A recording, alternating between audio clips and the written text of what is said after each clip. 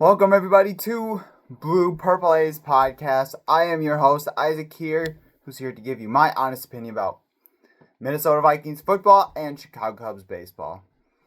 Well, they continue to lose again. They lose yet again, this time to the Pittsburgh Pirates at PNC Park. They lose 2-1. And the crazy thing is, it's not even June, and this collapse that we are witnessing right now is just crazy, and not in a good way. The first 39 games, the Cubs were 27-12 for the first 39 games. The Cubs went from, oh yeah, they'll be a World Series contender, to the last 15 games, the Cubs have went 2-13. They have lost now. This is their 9th loss in a row, and the Cubs are on track to lose 14 in a row. And it is not looking good for the Cubs at all. I've never seen a collapse like this. But let's go ahead and not much to really talk about the game. Ben Brown, he did the best he could. I feel like he deserved better after what he played. He pitched for 6 innings. He had a earned run, 4 hits, 7 strikeouts. I believe only 2 walks, and he was balling. He's been balling his last 4 or 5 starts, and he's only given up like 2 runs as a part of that. He has been absolutely incredible. He deserves better. And the pitching, the bullpen, Trent Thornton, you can't really be overall mad at him. He gave up a back-breaking solo home run in the 8th inning to the Pirates to where the Pirates would take the lead by 1. That's a little backbreaking, but you can't overall be too mad at him because the batting lineup yet again was putrid. Again. It's day after day as if they don't care.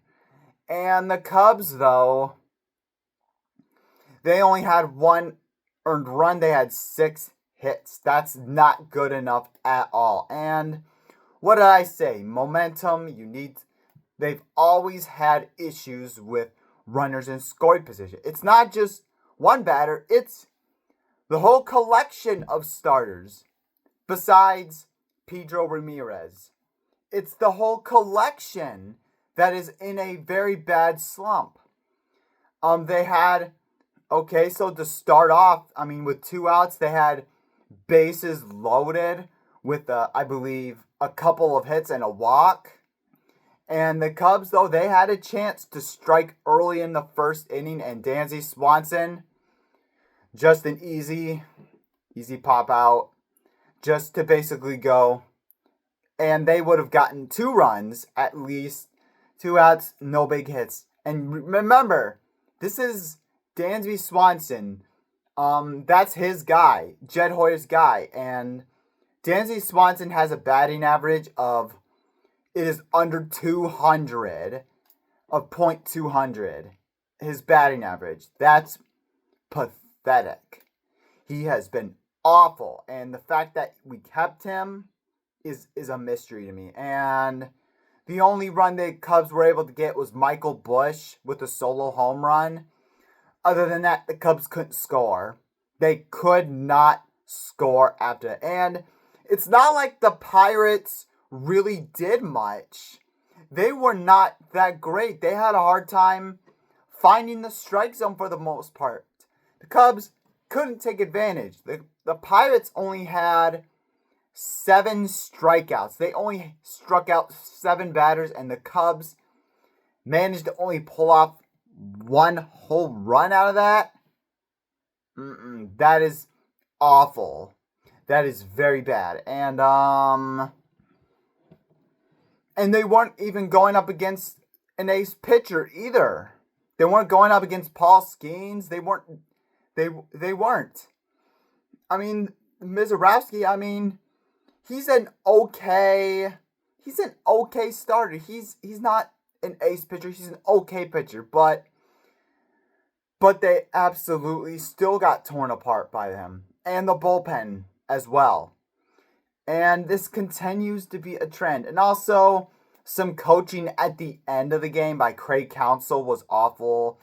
I feel like Nico Horner and Seiya Suzuki should not have gone into pinch hit for Pedro Ramirez and Moises Ballesteros. Where these two batters, I mean, Pedro Ramirez, he's got a little something going for him. Give him a chance in the inning to maybe get on base or do something. He pinched hit for Nico Horner. Of course, that's an out. And then the second one, Moises Ballesteros, I mean, he got out of his slump. He went 2 for 2 on the day. But for some reason, Craig Counsell decided to have him pinch hit for Seiya Suzuki. You trust those two? You trust those two when Moises Ballesteros and Pedro Ramirez had good games, solid games? Really?